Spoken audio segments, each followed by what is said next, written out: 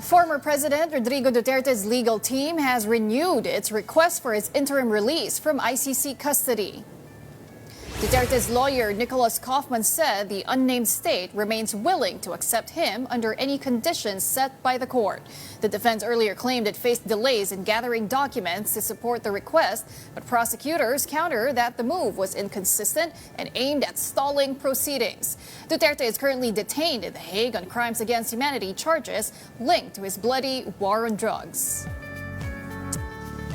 And now to help us understand the legal and practical implications of that move, we have with us this morning Attorney Gilbert Andres, ICC accredited lawyer and executive director of the Center for International Law Philippines. Good morning, Attorney, and thank you for joining us. Good morning, Polly, from the Netherlands, and good morning also to all our viewers. Well, here we go, Attorney. The Duterte's legal team has renewed its request for interim release. From the perspective of the victims, what are the main dangers of this, and how unusual is this request in ICC practice? How often do accused individuals request for interim release? Well, for the victims, this is unfortunate because, in fact, the victims earlier stated their really very serious concerns about any interim release that would be granted due to their security risks, as well as the influence, the extensive influence still of the Duterte family. Mm-hmm. And given that so much of the motion of the defense attorney is hidden from public view, I mean, the document was heavily redacted. Do you believe this is related to health issues concerning President Duterte? Actually, since, as you stated earlier, it's heavily redacted, it's really difficult to speculate as of now on the real grounds. But it's also unfortunate that there is this second application for interim release because, in fact, there was a first application, and also the defense itself was the one who filed for the deferral of the court's decision on the first interim release. So it's also unfortunate that we have this second application for interim release. Mm-hmm. Mm-hmm. And in this motion, attorney, the defense argues that a state, the unnamed state, is willing to accept him under any conditions. But in your view, is that sufficient assurance that, in this case, Mr. Duterte won't obstruct justice? Well, I think this is not a sufficient assurance because in the first place, there is still a heightened security risk for the witnesses as well as for the victims, especially given the Philippine context that the Duterte family are still in power. In fact, no less than the daughter of Mr. Duterte is Vice President of the Philippines. And I think the local context is very important in this case. Mm-hmm. And as you mentioned, attorney, the first application did name a different country than what was earlier disclosed or said to the prosecution, and that's why they actually felt blindsided by the defense. Would this be the same country they're talking about now in the first application? Pauline, it's really difficult to divine as of now, which are those specific countries because we can only speculate. And the two documents are heavily redacted.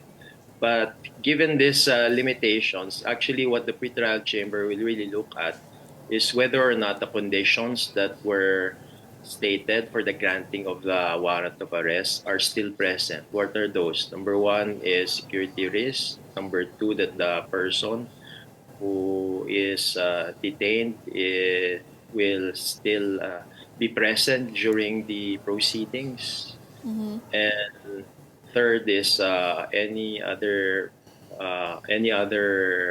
conditions as to the security risk. So I think for the victims, we reiterate that there will be a heightened security risk if this interim release will be granted. And prosecutors did say, attorney, that the defense might be stalling. Do you agree that this motion is somewhat a tactic to delay the confirmation of charges happening in September? Well, I think what is clear is that the defense has already indicated in their previous submissions that they want the September 23 confirmation of charges reset. That's actually very clear. And in fact, We are against this because, in fact, the victims have the right to justice, they have the right to access to justice, and they have the right to truth. So we don't want any delays in the confirmation of charges. The victims don't want any resetting of the 23 September confirmation of charges because the victims also have the right to justice. Well, speaking of the victims, attorney, how has it been working with them? And will they be consulted again to weigh in on Mr. Duterte's request? Actually, it's been a pretty rough ride, because it's always been a challenge with respect to the victims because they have been waiting for a semblance of justice for the past, let's say, 9 years since the 2016 Duterte presidency. And in fact, even for some, it has been since 2011 during the local stintship of Mr. Duterte in Davao City. So it has been really a ups and downs for the victims' families because I remember they have suffered harm in terms of the war on drugs, and they have really been awaiting this semblance of justice from the ICC. So if the pretrial chamber denies this request for interim release of Mr. Duterte, is that a really big victory also as well for the victim's attorney, and considering that will be also protecting their integrity and the integrity of the proceedings? Well, for the victims, we hope that this will be denied because, in fact, if we just based it on historical jurisprudence, a an accused or a detainee, a person charged under Article 5 of the Rome Statute, has never been granted an application for interim release. That has been the jurisprudence of the ICC. And we hope that this jurisprudence will hold, and we hope that the pretrial chamber will, in fact, deny this application for interim release due to the heightened security risk to the victims' families as well as the witnesses. But how should the public perceive this renewed request of the defense? Should it be, because it is a renewed request, and is it sort of a strategy? Could it also influence public perception? Well, we can only divine as to what the strategy is, but it's clear that there is actually a manifestation that they want a resetting of the September 23 confirmation of charges. But for us victims, we want to reiterate that there's also the right to justice for the victims because they're also an intrinsic part of these proceedings versus before the ICC. Therefore, we really hope that the confirmation of charges will push through for the justice for the victims. And would you know, attorney, if there are any pending arrests for other personalities also involved in the war on drugs? It's also difficult as of now to really divine as to there are pending warrants of arrest because in the context right now, I think the Office of the Prosecutor is focused on the September 23 confirmation of charges because remember there are also disclosure duties and there are also timelines. So I think they're more focused now on the September 23 confirmation of charges. But having said that, it does not actually stop the Office of the Prosecutor from continuing their investigation as to any persons who are still should be criminally held responsible for the war on drugs. And interestingly, attorney, I mean, Senator Bato de la Rosa repeatedly said that there are still ICC investigators in the country, and some of them have even been given assistance by the government. Do you think that's really happening right now? There are still ICC investigators in the country despite us not being a member state anymore?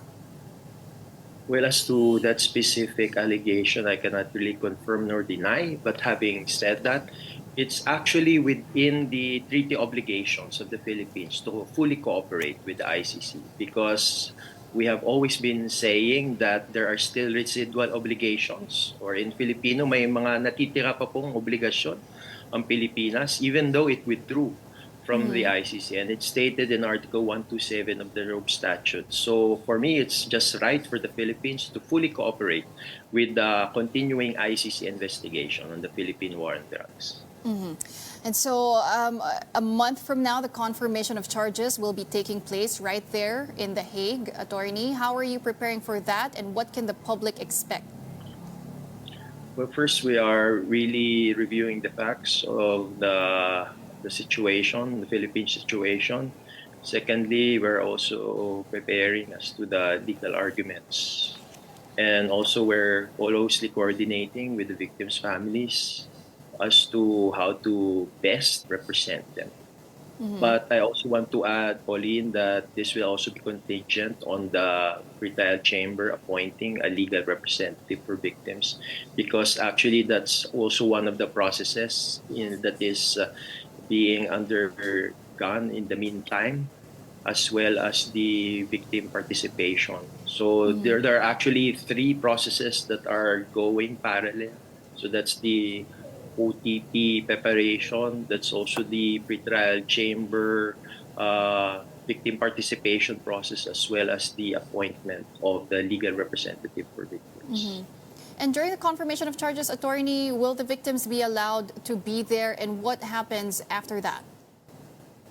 So the victims can be personally present, but due to the heightened security risks, so there are always that context, so they can also be present through their legal representative for victims, who can present actually an opening statement as well as a closing statement during the confirmation of charges. And the focus really for the victims, the onus probandi, or the duty to show that this confirmation of charges should go to the trial proper, that's the duty of the Office of the Prosecutor. While for the victims, their opportunity is really to show the suffered harm because of the war on drugs. So if we get appointed, or whoever gets appointed as legal representative for victims, we hope that the suffered harm of the victims will really be shown during the confirmation of charges. Well, we will continue to monitor this. We are counting down the days. But for now, thank you very much for joining us. Alam ko madaling araw na po dyan sa the Netherlands, but we thank you for your time. Attorney Gilbert Andres, ICC accredited lawyer and executive director of the Center for International Law Philippines. Thank you, attorney. Thank you, Ed. Mabuhay po tayo.